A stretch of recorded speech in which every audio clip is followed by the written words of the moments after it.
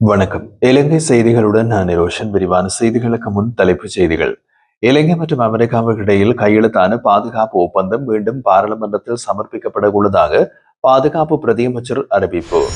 திருகோணமலை புத்தர் சிலை விவகாரத்தில் சஜித் பிரேமதாச தெரிவித்த கருத்தை உடனடியாக மீளப்பெற்று தமிழ் மக்களிடம் மன்னிப்பு கோர வேண்டும் என்று ஸ்ரீதரன் வலியுறுத்தல். புலம்பெயர்ந்த தமிழர்களின் கோரிக்கையின் பேரில் அரசாங்கம் புத்தர் சிலையை அகற்றியதாக சிங்கள வாவிய தேசிய அமைப்பின் தலைவர் தெரிவிப்பு. ஜனாதிபதி அனுர்குமார் திசாநாயகவுடனான சந்திப்பு திறந்த சூழலில் நடந்தாலும் எதுவித உறுதியான பலனும் கிடைக்கவில்லை என்று சாணக்கியன் அதிருப்தி. தொடர்வது விரிவான செய்திகள். இலங்கை மற்றும் அமெரிக்காவுக்கு இடையில் கையெழுத்தான பாதுகாப்பு ஒப்பந்தம் மீண்டும் பாராளுமன்றத்தில் சமர்ப்பிக்கப்பட உள்ளதாக பாதுகாப்பு பிரதியமைச்சர் ஓய்வு பெற்ற மேஜர் ஜெனரல் அருண் ஜாசகர் அறிவித்துள்ளார். பாராளுமன்றத்திலிருந்து இடம்பெற்ற விவாதத்தின் போது அவர் உரையாற்றுகையில் இந்த தகவல் வெளியிடப்பட்டது.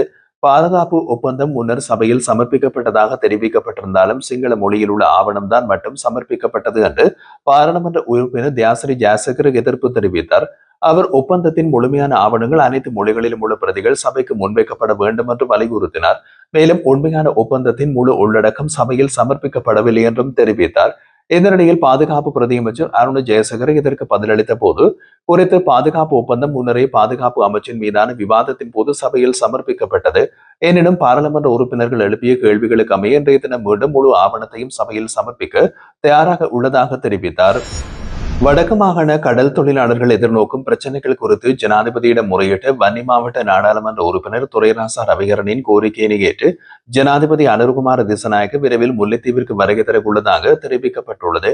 இலங்கை தமிழரசு கட்சி பிரதிநிதிகள் மற்றும் ஜனாதிபதி இடையிலான நேற்று நடைபெற்ற சந்திப்பில் தமிழ் அரசியல் தீர்வு, மாகாண சபை தேர்தல், வடக்கு கிழக்கில் காணி பிரச்சனைகள், துயிலும் இளங்கல் விடுவிப்பு, அதிகரித்த படையினரின் பிரசன்னம், பௌத்தமயமாக்க நடவடிக்கைகள், திருகோணமலை புத்தர் சிலை சர்ச்சை, சட்டவிரோத கடல் தொழிலின் மீனவர்கள் எதிர்நோக்கும் பிரச்சனைகள் ஆகியவை விவாதிக்கப்பட்டதாக ரவிகரன் கூறினார். வடக்கு கிழக்கிலும் அதிகரித்து வரும் சட்டவிரோத கடல் தொழில் காரணமாக மீனவர்கள் கடுமையாக பாதிக்கப்படுகின்றார்கள் என்பதை தாம் ஜனாதிபதியிடம் வலியுறுத்தியதாகவும் அவர் தெரிவித்துள்ளார். முல்லைத்தீவு, மன்னார், கிளிநொச்சி, யாழ்ப்பாணம் ஆகிய 4 மாவட்டங்களில் நிலவும் இந்த பிரச்சனைகளை கருத்தில் கொண்டு மீனவர்கள் நேரடியாக ஜனாதிபதியை சந்திக்க விரும்புகின்றார்கள் என்ற கோரிக்கைகளையும் அவர் நினைவூட்டினார். ஜனாதிபதி மீனவர்களை நேரில் சந்தித்து அவர்களின் பிரச்சனைகளை கேட்டறிந்து தீர்வுகள் எடுப்பேன் என்று உறுதி அளித்துள்ளதாகவும் ரவிகரன் குறிப்பிட்டுள்ளார். மேலும் 2009க்கு பிறகு வனலாகா மற்றும் வன ஜீவராசிகள் திணைக்களங்கள் ஆக்கிரமித்த நில பிரச்சனைகள், முல்லைத்தீவில் மட்டுமே 100க்கும் மேற்பட்ட படை முகாம்கள் இருப்பது போன்ற விஷயங்களும் ஜனாதிபதியின் கவனத்திற்கு கொண்டுவரப்பட்டதாக அவர் கூறினார். திருகோணமலை புத்தர் சிலை விவகாரம் தொடர்பாக எதிர்க்கட்சித் தலைவர் சஜித் பிரேமதாச தெரிவித்த கருத்தை அவர் உடனடியாக மீளப்பெற்று தமிழ் மக்களிடம் பொது மன்னிப்பு கோர வேண்டும் என்று தமிழரசு கட்சியின் நாடாளுமன்ற குழு தலைவர் சிவஞானம் ஸ்ரீதரன் தெரிவித்துள்ளார். 2026 வரவு செலவு திட்ட குழுநிலை விவாதத்தில் பேசிய அவர், தமிழ் மக்கள் சஜித்தை நம்பிக்கையுடன் ஆதரித்திருந்தும் அவர் தற்போது அவர்களுக்கு துரோகம் செய்துள்ளார் என்றார். திருகோணமலையில் சட்டவிரோதமாக புத்தர் சிலைகள் வைக்கப்பட்டு போலீசின் உதவியோடு மீண்டும் நிறுவப்படுவது இனவாத அரசியலின் வெளிப்பாடாக உள்ளது என்றும் அவர் குற்றம் சாட்டினார். கிழக்கு மாகாணத்தில் ராணுவ உதவியோடு பல விகாரைகள் கட்டப்படுவது, நிலங்கள் கைப்பற்றப்படுவது போன்ற செயல்கள் நல்லிணக்கத்தை குலைக்கும் என்று அவர் எச்சரித்தார். சிலைகள் அடிப்படையாக கொண்டு முரண்பாடுகளை உருவாக்கும் முயற்சிகளை அரசு உடனடியாக தடுக்க வேண்டும் என்றும் ஸ்ரீதரன் வலியுறுத்தியுள்ளார். புலம்பெயர்ந்த தமிழர்களின் கோரிக்கையின் பேரில் அரசாங்கம் புத்தர் சிலையை அகற்றியதாக சிங்கள ராவிய தேசிய அமைப்பின் தலைவர் அக்மிமன தயாரத்ன தேரர் தெரிவித்துள்ளார். திருகோணமலை சம்பூத்து ஜெயந்தி விகாரையில் நடந்த சிலை வைப்பு சம்பவம் குறித்து விசாரணை மேற்கொள்ளும் அவர் மற்றும் குழுவினர் தற்போது வைத்தியசாலையில் அனுமதிக்கப்பட்டுள்ள விகாராதிபதியை சந்தித்து பின்னர் விகாரை காணியையும் ஆய்வு செய்து போலீசில் முறைப்பாடு செய்துள்ளனர். அவர் மேலும் தெரிவிக்கையில், புலம்பெயர் தமிழர்களின் கோரிக்கையால் இதுபோன்ற நிலைமை ஏற்பட்டதாக தோன்றுவதாகவும் சிலை வைப்பின் போது போலீசார் நடந்து கொண்ட விதம் கண்டிக்கத்தக்கது என்றும் கூறினார். மேலும் பல தகவல்கள் தமக்கு கிடைத்துள்ளன, ஆனால் அவற்றை ஊடகங்களுக்கு வெளியிட முடியாது, அவை வெட்கப்பட வேண்டியவையாக உள்ளன என்றும் அவர் தெரிவித்தார். விகாராதிபதி ஊடகவியலாளர் சந்திப்பில் புத்தர் சிலை நிறுவுவதில் போலீசார் தினமும் பல சிக்கல்கள் உருவாக்கியதாகவும் சிலரின் அழுத்தத்தால் இது பெரும் பிரச்சனையாக மாறியதாகவும் குறிப்பிட்டார். சம்பந்தப்பட்ட காணொலி சாட்சிகள் தமக்கு உள்ளதாகவும் எந்த அரசியல் கட்சியுடனும் தொடர்போ ஆதரவோ இல்லை என்றும் அந்த தேரர் வலியுறுத்தியுள்ளார். நாளைய தினம் நுகைகொடையில் நடைபெறவுள்ள அரசுக்கு எதிரான பேரணியில் தாம் பங்கேற்கவில்லை என்று ஐக்கிய தேசிய கட்சியின் மூத்த உறுப்பினர் நவீன் திசாநாயக்க அறிவித்ததன் பின்னணியில் ராஜபக்ச குடும்பத்தின் அரசியலை நம்ப முடியாது என்பதுதான் வெளிப்படையாகின்றது என்று தென்னிலங்கை ஊடகம் ஒன்றில் குறிப்பிடப்பட்டுள்ளது. நேற்று ஐக்கிய தேசிய கட்சியின் மூத்த உறுப்பினர்கள் முன்னாள் ஜனாதிபதி ரணில் விக்ரமசிங்கவுடன் சந்திப்பு நடத்தினர். அந்த சந்திப்பில் கட்சியின் பொதுச் செயலாளர் தலதா அத்துக்கூறுல 21ஆம் தேதி நடத்தப்படும் கூட்டத்தில் பங்கேற்பாரா என்று கேள்வி எழுப்பப்பட்ட போது தாம் கலந்து கொள்ள மாட்டேன் என்று விக்ரமசிங்க தெரிவித்தார் என்று நவீன் திசாநாயக்க கூறினார். இதனால் ராஜபக்சர்கள் தொடர்பான அரசியல் நடவடிக்கைகளை நம்புவது பொருத்தமல்ல என்பதையும் செய்தி வலியுறுத்துகின்றது.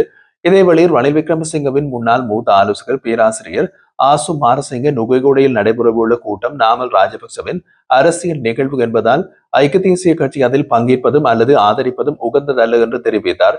கட்சியின் பல மூத்த உறுப்பினர்களும் அந்த நிகழ்வில் கலந்து கொள்ள வாய்ப்பில்லை என்றும் அவர் கூறியுள்ளார்.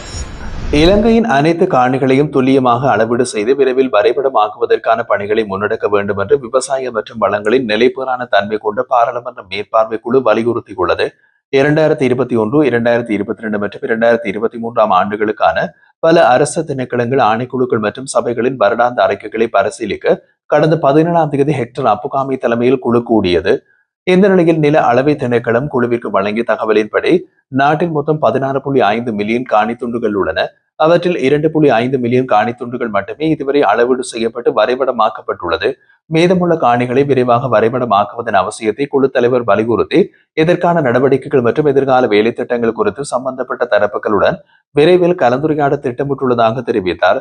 சந்திப்பில் 2022, 2023 ஆண்டுகளுக்கான காணி மறுசீரமைப்பு ஆணைக்குழுவின் வருடாந்த அறிக்கைகளும் பரிசீலிக்கப்பட்டது. மேலும் ஆணைக்குழுவினால் சட்டப்பூர்வ ஒப்பந்தங்கள் இல்லாமல் காணிகள் குத்தகைக்கு வழங்கப்பட்டதால் ஏற்பட்ட வரி மற்றும் குத்தகை நிலுவைத் தொகைகள் குறித்தும் விரிவான விவாதம் நடைபெற்றது. ஜனாதிபதி அனுரகுமார திசாநாயகவுடனான சந்திப்பு திறந்த சூழலில் நடந்தாலும் எந்தவித உறுதியான பலனும் கிடைக்கவில்லை என்று தமிழரசு கட்சியின் மட்டக்களப்பு மாவட்ட எம்பி சாணக்கியன் அதிருப்தி தெரிவித்துள்ளார். கொழும்பில் ஊடகங்களுக்கு பேசிய அவர் தாம் முன்வைத்த முக்கிய விடயங்களுக்கு ஜனாதிபதி பார்ப்போம் என்ற பதிலையே வழங்கியதாக கூறினார். சந்திப்பில் புதிய அரசியலமைப்பு சீர்திருத்தங்கள் நீண்ட காலமாக தாமதமாகும், மாகாண சபை தேர்தல்கள், சமீபத்திய திருகோணமலை சம்பவம் மற்றும் அரசியல் தீர்வு உள்ளிட்ட அம்சங்கள் கவனிக்கப்பட்டது. அரசியல் தீர்வின் அவசியத்தை ஜனாதிபதி ஒப்புக்கொண்டாலும் எந்த தெளிவான நடவடிக்கைகளையும் முன்வைக்கப்படவில்லை என்று சாணக்கியன் குறிப்பிட்டார். தமிழரசு கட்சி தனது அடிப்படை கொள்கையில் சமரசம் செய்ய முடியாது என்பதை வலியுறுத்தி அனைத்துலக பொறுப்புக்குரல் முறைமையினை ஏற்றுக்கொள்வதாகவும் உள்நாட்டு செயல்முறையை ஆதரிக்க முடியாது என்றும் தெரிவித்துள்ளார். ஆனால் அரசாங்கம் சர்வதேச ஈடுபாட்டை ஏற்க விரும்பாததாகவும் உள்நாட்டு செயல்முறை முன்னேற்றத்தில் இருப்பதாகவும் ஜனாதிபதி தெரிவித்தார். எந்த உறுதியான வாக்குறுதியும் வழங்கப்படவில்லை. சிந்திப்போம், விவாதிப்போம், முயற்சிப்போம் என்ற பதில்களுமே மீண்டும் மீண்டும் கூறப்பட்டது என்று சாணக்கியன் விமர்சித்தார். இந்த சந்திப்பு எந்த சரியான பலனையும் அளிக்கவில்லை என்றும் 2026 ஜனவரியில் அரசியலமைப்பு சீர்திருத்த செயல்முறை தொடங்கும் என்பது மட்டுமே ஜனாதிபதி வழங்கிய ஒரே உறுதிமொழி என்றும் அவர் தெரிவித்திருந்தார். நாட்டில் தினசரி சுமார் 25 கணினி குற்ற முறைப்பாடுகள் பதிவாகி வருகிறது என்று பொதுமக்கள் பாதுகாப்பு மற்றும் பாராளுமன்ற விவகார அமைச்சர் ஆனந்த விஜயபால தெரிவித்தார். இன்றைய தினம் நாடாளுமன்ற வரவு செலவு திட்ட விவாதத்தில் எழுப்பப்பட்ட கேள்விக்கு பதிலளித்த போது அவர் இதை குறிப்பிட்டுள்ளார். குறிப்பாக வடக்கு மாகாணத்தில் சைபர் குற்ற செயல்கள் கணிசமாக அதிகரித்துள்ளதாகவும் அவர் தெரிவித்தார். வடக்கு மாகாணத்தில் பதிவான சைபர் குற்றங்களின் விவரங்களையும் அவர் பின்வருமாறு பட்டியலிட்டிருந்தார். 2020 24 குற்றங்கள், 2021 577 குற்றங்கள், 2022 654 குற்றங்களும், 2023 472 குற்றங்களும், 2024 1539 குற்றங்களும் பதிவாகியுள்ளது. மேலும் 2025ஆம் ஆண்டு அக்டோபர் 31ஆம் தேதி வரை சைபர் குற்றங்கள் தொடர்பாக 2368 முறைப்பாடுகள் பதிவாகியுள்ளதாக அமைச்சர் குறிப்பிட்டுள்ளார். அதேபோல் நாட்டின் பல மாவட்டங்களிலும் உள்ள போலீஸ் தலைமையங்களில் குற்றப்புலனாய்வு திணைக்களத்தின் கீழ் கணினி குற்ற விசாரணை உபபிரிவுகள் ஆரம்பிக்கப்பட்டுள்ளதாகவும் அவர் சபையில் வெளிப்படுத்தியிருந்தார்.